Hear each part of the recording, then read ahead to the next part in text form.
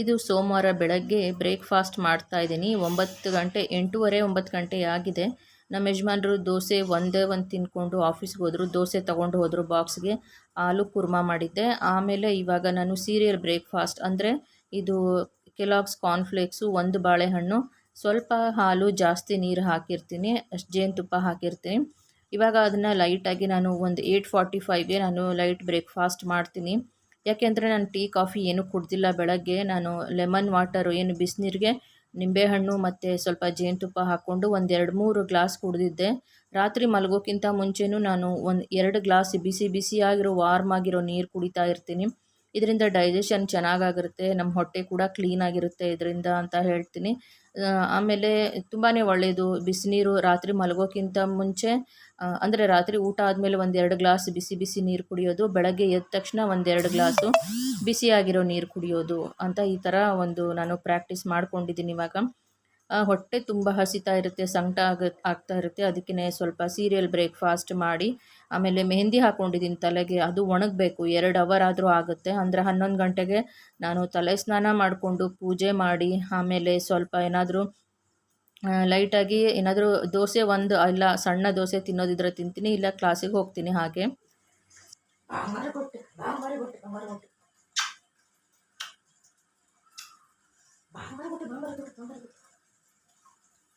ಇವಾಗ ನಾನು ಬ್ರೇಕ್ಫಾಸ್ಟ್ ಮಾಡ್ತೀನಿ. ನೋಡಿ ಕೂತಿದ್ದಾಳೆ, ಹೇಗೆ ನೋಡಿ ಕೂತಿದ್ದಾಳೆ, ನೋಡಿ ಸುಬ್ಬಿ ಹಿಂಗೆ ಕೂತಿದ್ದಾಳೆ. ಯಾ ಯಾ ಯಾ ಯಾ ಯಾ ಯಾ ಹೋಗ್ಬೇಡ. ಕಾರ್ನ್‌ಫ್ಲೇಕ್ಸ್ ತಿಂತಾ ಇದ್ದೀನಿ.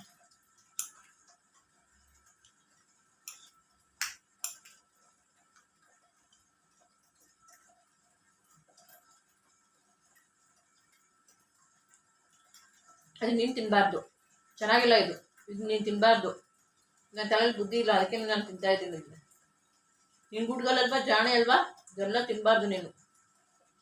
ಏನು ಚೆನ್ನಾಗಿಲ್ಲ, ಚೆನ್ನಾಗೇ ಇಲ್ಲ ತಿನ್ನು, ಚೆನ್ನಾಗೇ ಇಲ್ಲ.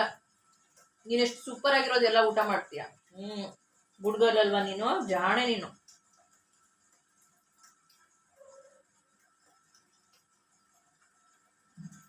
ಬೈಕೊಂತ ಇರ್ತಾಳೆ ಇವಾಗ.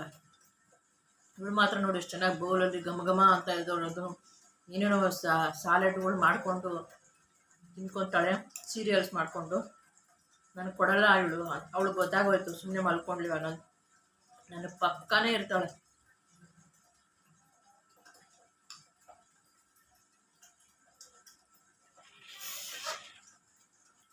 ಡಯಟು ಮಾಡಬೇಕು, ಬಟ್ ಹೆಲ್ದಿಯಾಗಿರಬೇಕು. ತುಂಬ ಪೇಷಂಟ್ ಅಂದರೆ ಸೋಮಾಲಿಯಾನಲ್ಲಿ ಇರ್ತಾರಲ್ಲ ಆ ಥರ ಕಾಣೋ ಥರ ಮಾಡಬಾರ್ದು. ಹೆಲ್ದಿ ಲುಕ್ ಇರಬೇಕು, ಚೆನ್ನಾಗಿರಬೇಕು. ಆಮೇಲೆ ಎನರ್ಜಿ ಇರಬೇಕು ಅಂದರೆ ಏನು ಫ್ಯಾಟ್ ಇರೋದೆಲ್ಲ ಅವಾಯ್ಡ್ ಮಾಡಬೇಕು. ರೈಸ್ನೂ ಆದಷ್ಟು ಕಡಿಮೆ ಮಾಡಬೇಕು. ಈ ಜೋಳದ ರೊಟ್ಟಿ ತಿನ್ನೋರಿಗೂ ಆರೋಗ್ಯ ಚೆನ್ನಾಗಿರುತ್ತೆ ಅಂತಲೇ ಹೇಳ್ತೀನಿ. ಡೈಲಿ ಯಾರು 2 ಹೊತ್ತು ಬೆಳಗ್ಗೆ ರಾತ್ರಿ ಜೋಳದ ರೊಟ್ಟಿ ತಿಂತಾರಲ್ಲ, ಹೆಲ್ದಿ ಸೂಪರ್ ಹೆಲ್ದಿಯಾಗಿರ್ತಾರೆ ಅಂತಲೇ ಹೇಳ್ತೀನಿ. ಯಾಕೆ ಅಂದರೆ ನಾನು ಚಿಕ್ಕ ವಯಸ್ಸಿಂದ ಅದೇ ತಿಂದು ಇವಾಗ ಬೆಂಗಳೂರಿಗೆ ಬಂದು ಇದನ್ನು ತಿಂತಾಯಿದ್ದೆ. ಇಲ್ಲಿನೂ ಮಾಡ್ಕೊಳ್ಬೋದು ಜೋಳದ ರೊಟ್ಟಿಗೆ. ಹಿಟ್ಟದೊಂದು ಪ್ರಾಬ್ಲಮ್ಮು. ಹಿಟ್ಟದು ನಾನು ಅಂದ್ಕೊಳ್ತಾ ಇದ್ದೀನಿ, ಜೋಳದ ಮಿಲ್ಲೇ ಚಿಕ್ಕದೊಂದು ಪೋರ್ಟೇಬಲ್ ಬರುತ್ತೆ, ವಾಷಿಂಗ್ ಮಷಿನ್ನು ಎಲ್ಲ ಹೇಗೆ ಬರುತ್ತಲ್ಲ ಅದೇ ಥರದ್ದು 5 kgದು 6 kgದು ನಾವೇ ಹಿಟ್ಟು ಮಾಡ್ಕೊಳ್ಬೋದು. 4 kgಯಿಂದ ಇದೆ ಮೋಸ್ಟ್ಲಿ, 4 kg 5 kg 10 kg ಆ ಥರ ಮಿಲ್ ಬರುತ್ತೆ, ಮೆಷಿನ್ ಬರುತ್ತೆ. ಅದು ಆ ಮೆಷಿನ್ನ ತೊಗೊಂಬಂದು ಇಟ್ಕೊಂಡ್ರೆ ಒಂದು 4 kg ಜೋಳನ ನಾವು ಮನೆಯಲ್ಲೇ ಹಿಟ್ಟು ಮಾಡಿಟ್ಕೋಬೋದು. ಫುಲ್ಲು ನೈಸಾಗುತ್ತೆ. ಗೋಧಿನೂ ಅಷ್ಟೇ, ಒಂದು 4 kg ಗೋಧಿ ತೊಗೊಂಬಂದು ನಾವು ನೈಸಾಗಿ ಹಿಟ್ಟು ಮಾಡ್ಕೊಳ್ಬೋದು. ಮತ್ತು ಇನ್ನು ಸ್ವಲ್ಪ ಬೇಕಂದ್ರೆ ಮತ್ತೆ 2 kg ಮತ್ತೆ ಹಾಕಿ ನಾವು ಹಿಟ್ಟು ನಮ್ಗೆ ಎಷ್ಟು ಬೇಕೋ ಅಷ್ಟು ಕ್ವಾಂಟಿಟಿನಲ್ಲಿ ನಾವು ಹಿಟ್ಟು ಮಾಡಿ ಇಟ್ಕೊಳ್ಬೋದು. ಹೀಗಿದೆ. ಅದನ್ನು ತರಬೇಕು ಅಂತ ಐಡಿಯಾ ಇದೆ, ತುಂಬ ದಿವಸದಿಂದ ಯೋಚನೆ ಮಾಡ್ತಾ ಇದ್ದೀನಿ, ಬಟ್ ಯಾವಾಗ ತರ್ತೀನೋ ಗೊತ್ತಿಲ್ಲ. ಆಮೇಲೆ ಇನ್ನೊಂದೇನೆಂದರೆ ಇಲ್ಲಿ ಪ್ಲೇಸ್ ಇಲ್ಲ ನಮ್ಮ ಮನೇಲಿ ಇಟ್ಕೊಳ್ಳೋಕ್ಕೆ, ಕಡಿಮೆ ಇದೆ ಜಾಗ ಅಂದರೆ ಆಲ್ರೆಡಿ ಇವಾಗ ಫುಲ್ ಆಗಿದೆ. ಈ ದಿವಾನ ಇದೆ, ಇಲ್ಲಿ ಡೈನಿಂಗ್ ಟೇಬಲ್ ಇದೆ, ಅಲ್ಲಿ 7 kg ಇದೆ, ಆ ಕಡೆ ವಾಷಿಂಗ್ ಮಷಿನ್ ಇದೆ, ಈ ಕಡೆ ನನ್ನ ಟೈಲರಿಂಗ್ ಮಷಿನ್ ಇದೆ, ಟೇಬಲ್ ಇದೆ, ಆ ಕಡೆ ಫ್ರಿಜ್ ಇದೆ. ಸೊ ಬೆಡ್ರೂಮಲ್ಲಂತೂ ಫುಲ್ ಕಾಟನ್ನೇ ದೊಡ್ಡ ಪಾಟು ಫುಲ್ ಆಗಿದೆ. ಆಮೇಲೆ ವಾರ್ಡ್ರೋಬ್ ಎಲ್ಲ ಇದೆ, ಸ್ವಲ್ಪ ಬಟ್ಟೆ ಇದೆ. ಜೋಳದ ರೊಟ್ಟಿ ತಿಂದರೆ ಮಾತ್ರ ತುಂಬ ಸೂಪರ್ ಆಗಿರುತ್ತೆ. ಆರೋಗ್ಯ, ಬಾಡಿನೂ ಅಷ್ಟೇ ಹೆಲ್ದಿಯಾಗಿರುತ್ತೆ, ಲೈಟ್ ವೆಯ್ಟ್ ಇರುತ್ತೆ.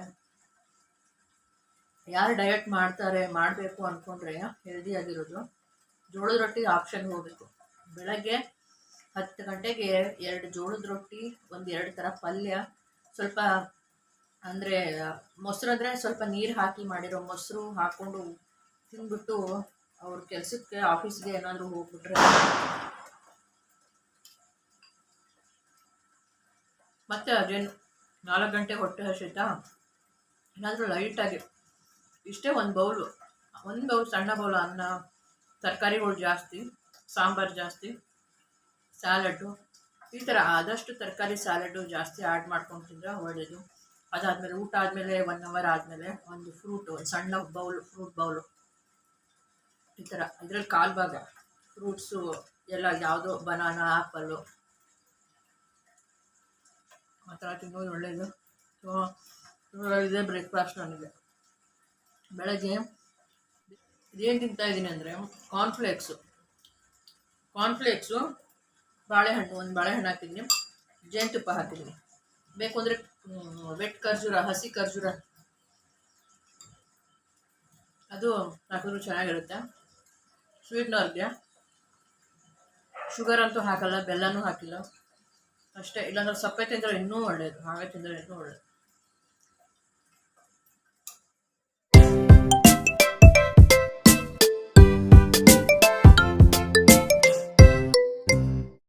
ನೋಡಿ, ಇದು ಮಂಗಳವಾರ ಮಧ್ಯಾಹ್ನ 3:30 ಆಗಿದೆ. ಇವಳು ಆರಾಮಾಗಿ ಈ ಥರ ನನ್ನ ಬೆಡ್ರೂಮಲ್ಲಿ ಮಲ್ಕೊಳ್ತಾಳೆ. ರಾತ್ರಿನೂ ಅಷ್ಟೇ ಇದೇ ಥರ ನನ್ನ ಪಕ್ಕನೇ ಮಲಗ್ತಾಳೆ, ನಾನು ಬಿಟ್ಟು ಕದಲೋದು ಇಲ್ಲ. ನನ್ನ ಸ್ವೆಟ್ರು, ನಂದೇನಾದರೂ ಶರ್ಟು, ಟೀ ಶರ್ಟು ಅವಳ ಪಕ್ಕ ಇರಬೇಕು ಯಾವಾಗ್ಲೂ.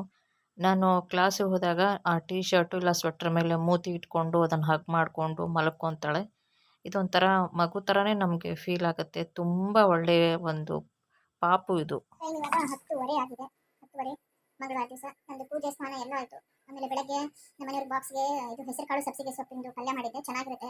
ಸಬ್ಸಿಗೆ ಸೊಪ್ಪು ತುಂಬ ಫ್ರೆಶ್ ಆಗಿತ್ತು, ಅದಕ್ಕೆ ಅದನ್ನು ಜಾಸ್ತಿ ದಿವಸ ಫ್ರಿಜ್ಜಲ್ಲಿ ಇಡಲ್ಲ ನಾನು.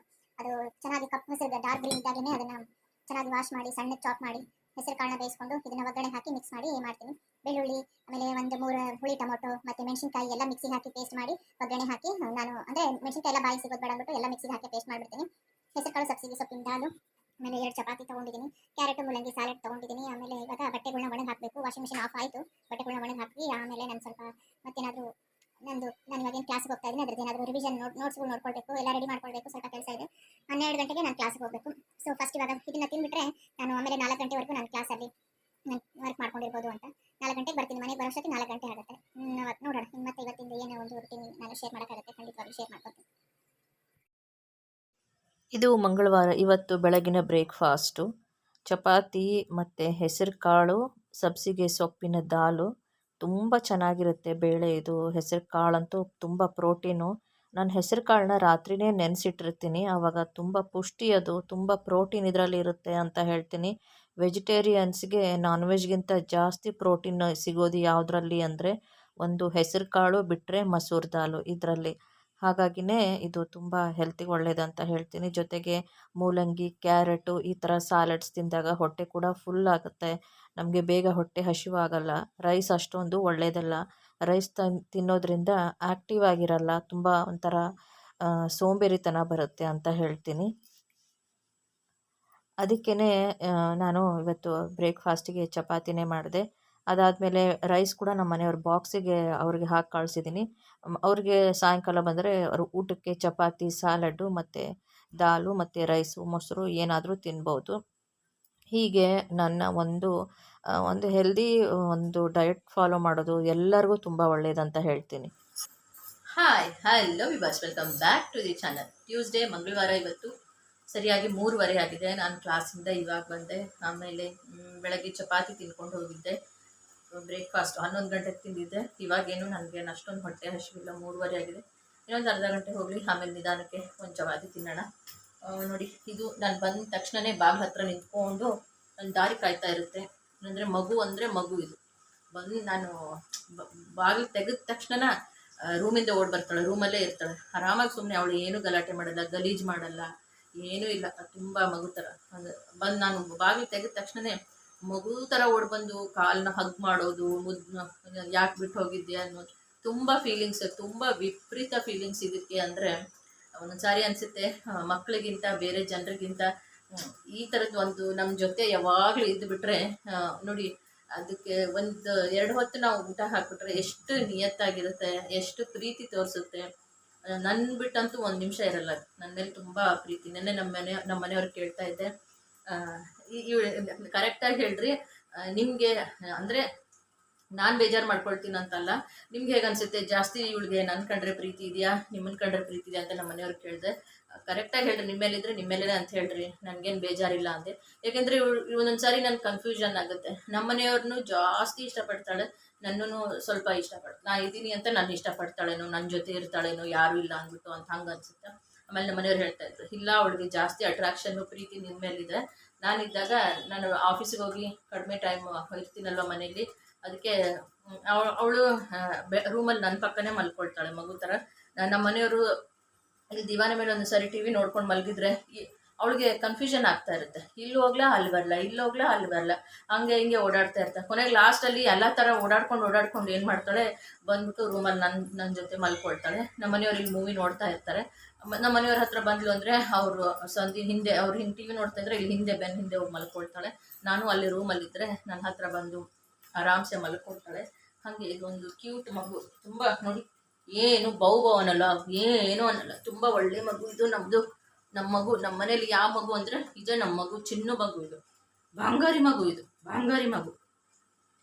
ಇದನ್ನು ನಿಜವಾಗ್ಲೂ ಕರ್ಕೊಂಬಂದು ಸಾಕ್ತಾ ಇರೋದು ನಮ್ಮ ಮನಸ್ಸಿಗೆ ಎಷ್ಟೋ ಖುಷಿ ಸಂತೋಷ ಇದೆ ಅಂದರೆ ವರ್ತ್ ಇದೆ. ಕೆಲವೊಬ್ರು ಹೇಳ್ತಾರೆ ಪ್ರಾಣಿಗಳನ್ನ ಸಾಕಿದ್ರೆ ಹೊರಗಡೆ ಓಡಾಡೋಕ್ಕಾಗಲ್ಲ, ಅದು ಇದು ಅಂತೆಲ್ಲ ಹೇಳ್ತಾರೆ.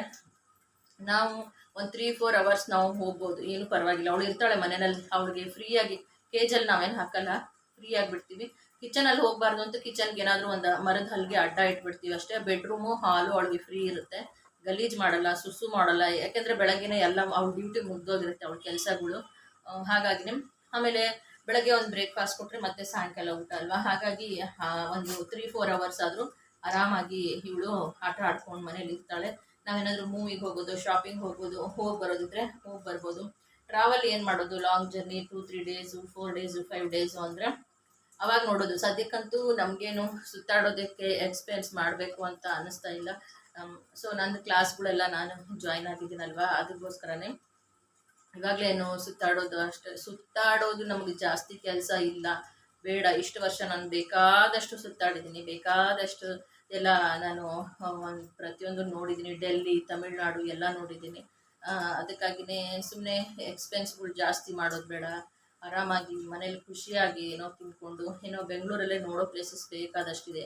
ಹಾಗೂ ಬೇಕಂದರೆ ನಾವು ಮೈಸೂರಿಗೆ ಹೋಗ್ಬೋದು, ಮೈಸೂರು, ಊಟಿ ಆ ಥರ ನಮಗೆ ಇಲ್ಲಿ ಆರಾಮ್ಸೆ ಹೋಗಿ ಬರ್ಬೋದು ಅಂತ ಅಂದ್ಕೊಂಡು ಟ್ರಾವೆಲ್ಗಂತೂ ಎಲ್ಲಿ ಇವಳನ್ನು ಬಿಟ್ಟು ಹೋಗುವಂಥದ್ದು ನಮಗೇನು ಇಲ್ಲ. ಸೊ ಹೀಗೆ ನಾನು ಇರ್ತೀನಿ, ಇಲ್ಲ ನಮ್ಮ ಮನೆ ಇರ್ತೀನಿ. ಟ್ರಾವೆಲ್ಗೆ ಹಂಗೂ ಹೋಗ್ಬೇಕಂದ್ರೆ ಇಲ್ಲ ನಾನು ಹೋಗಿ ನಮ್ಮ ಮನೆಯವ್ರು ಇರಬೇಕು, ಇಲ್ಲ ನಮ್ಮ ಮನೆಯವ್ರು ಹೋದರೆ ನಾನು ಇರಬೇಕು.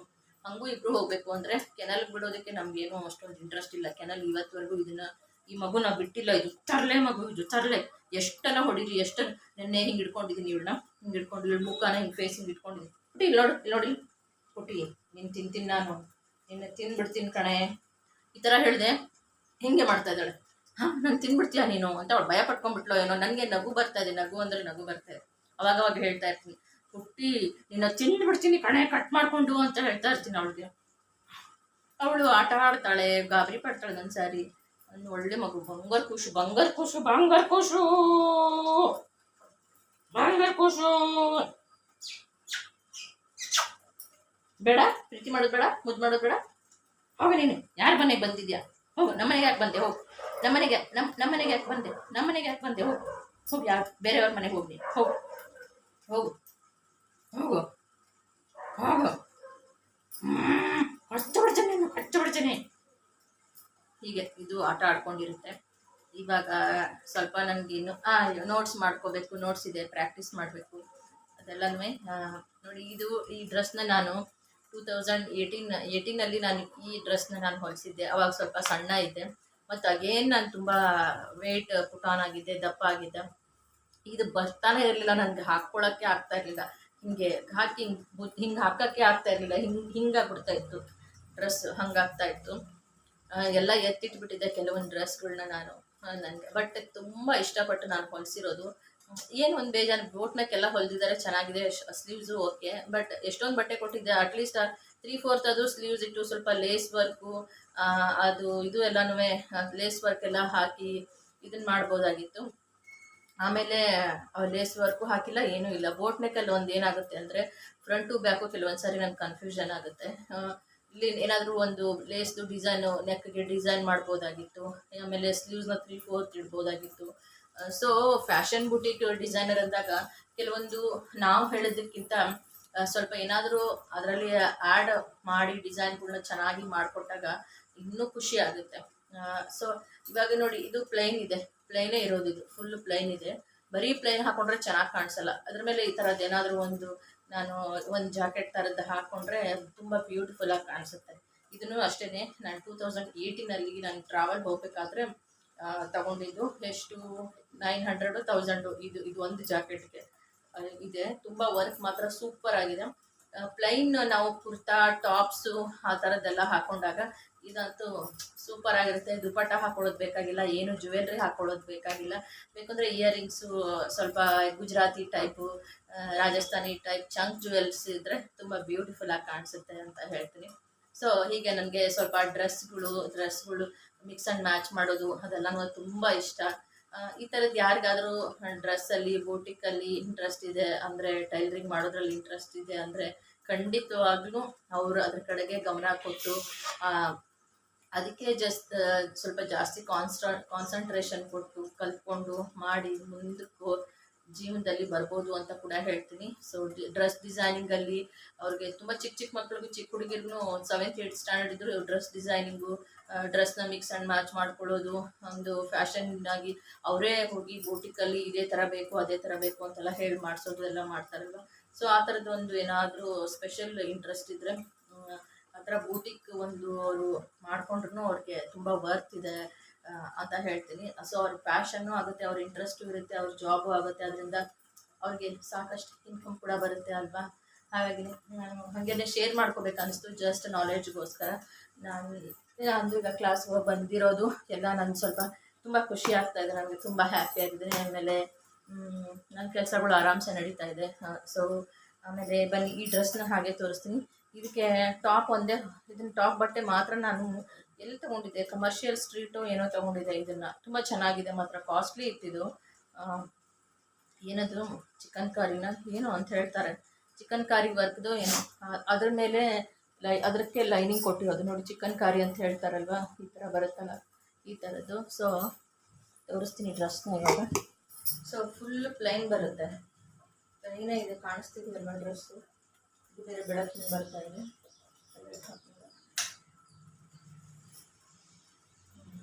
ಇದೊಂಥರ ಏನು ಕೇಸರಿ ಕಲರ್, ಏನು ಕಲರೋ ಗೊತ್ತಿಲ್ಲ, ಯಾವ ಕಲರ್, ಕೇಸರಿ ಕಲರ್, ಬಟ್ ಚೆನ್ನಾಗಿದೆ. ಬಟ್ ಈ ಜಾಕೆಟ್ ತೆಗೆದ್ರೆ ಪ್ಲೈನ್ ಇರುತ್ತೆ. ಸರ್ಕೊಳಮ್ಮ, ಪ್ಯಾಂಟ್ ಕಚ್ತಾಳೆ ಇವಳು, ಪ್ಲೈನ್ ಇರುತ್ತೆ. ಪ್ಲೈನು ಲೇಸು ಎಂಬ್ರಾಯ್ಡ್ರಿ ಏನಾದರೂ ಮಾಡಬೇಕಾಗಿತ್ತು, ಅಯ್ಯಪ್ಪ ಮಾಡೇ ಇಲ್ಲ. ಸೊ ಅದಕ್ಕೇ ಮಿಕ್ಸ್ ಆ್ಯಂಡ್ ಮ್ಯಾಚ್ ಪ್ಯಾಂಟ್. ಇದಕ್ಕೆ ಚಿನ್ನು ಸರ್ಕೋ, ಇದಕ್ಕೆ ಬೇಕು ಅಂದರೆ ಇದು ಎ ಲೈನ್ ಕುರ್ತಿ ಅಲ್ವಾ, ಇದಕ್ಕೆ ಬೇಕು ಅಂದರೆ ಪಂಜಾಬಿ ಪ್ಯಾಂಟ್, ಪಟಿಯಾಲ ಥರ ಫ್ರಿಲ್ಸ್ ಇರೋದು, ಪಟಿಯಾಲಕ್ಕಿಂತ ಜಾಸ್ತಿ ಸ್ವಲ್ಪ ಫ್ರಿಲ್ಸ್ ಇರೋ ಪಂಜಾಬಿ ಪ್ಯಾಂಟ್ ಹಾಕೋಬೋದು.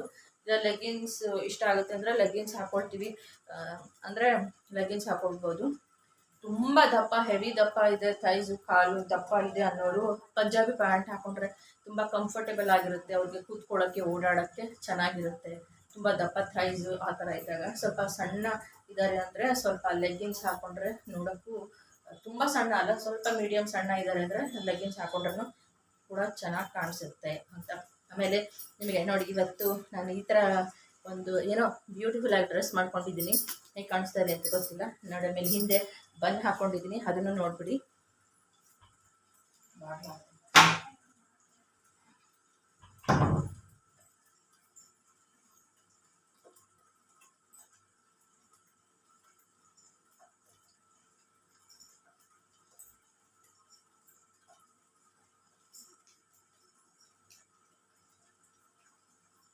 ಸೊ ಬನ್ ಚಿನ್ನ ಬನ್ನು ಹಾಕು.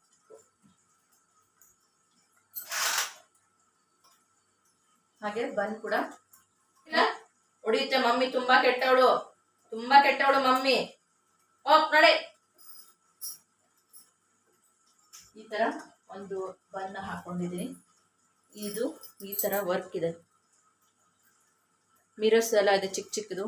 ಸೊ ಇದೊಂಥರ ಈ ಗುಜರಾತಿ ಹ್ಯಾಂಡಿಕ್ರಾಫ್ಟ್ ಅಲ್ಲೆಲ್ಲನೂ ಬರುತ್ತಲ್ಲ, ಆಮೇಲೆ ಶಾಪಲ್ಲೂ ಸಿಗುತ್ತೆ. ನಾನು ಮೇ ಬಿ ಶಾಪಲ್ಲಿ ತೊಗೊಂಡಿದ್ದೆ ಹ್ಯಾಂಡಿಕ್ರಾಫ್ಟ್. ಅದರಲ್ಲೆಲ್ಲ ಮೇಳ ಎಲ್ಲ ಬರುತ್ತಲ್ಲ, ರಾಜಸ್ಥಾನ್ ಮೇಳ, ಗುಜರಾತ್ ಮೇಳ, ಅಲ್ಲೂ ಸಿಗುತ್ತೆ ಇದೆಲ್ಲನೂ. ಬಟ್ ನಾನು ತೊಗೊಂಡಿದ್ದು 1000 ರುಪೀಸು. ಅಲ್ಲೆಲ್ಲ ಎಷ್ಟಿರುತ್ತೋ ಗೊತ್ತಿಲ್ಲ. ಇದು ಒಂದು ಮಾತ್ರ ತುಂಬ ನನಗೆ ತುಂಬ ಪರ್ಸ್ನಲಿ ಸಿಕ್ಕಾಬಟ್ಟೆ ಇಷ್ಟ. ಇದೊಂದು ಎತ್ತಿಟ್ಕೊಂಡ್ಬಿಟ್ರೆ ನಾವು ಪ್ಲೇನ್ ಕುರ್ತಿ ಜೊತೆಗೂ ವೇರ್ ಮಾಡ್ಬೋದು ಅಂತ.